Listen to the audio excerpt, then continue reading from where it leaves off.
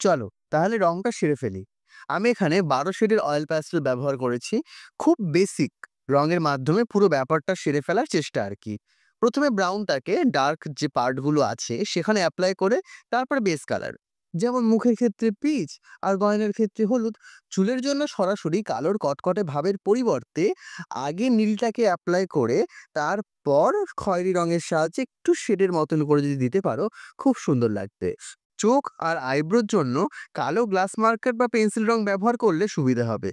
অত সূক্ষ্ম জায়গায় ওরকম মোটা একটা রং দিলে ঘেটে যাওয়ার সম্ভাবনা ১০০% থাকে। পদ্মের জন্য লাল আর সাদা রং এবং ব্যাকগ্রাউন্ডের জন্য আকাশি। আকাশি তো দেবে, শরতের আকাশের একটা এফেক্ট না দিলে চলে?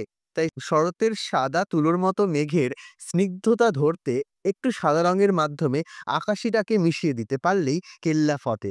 কেমন হলো জানিও। টাটা।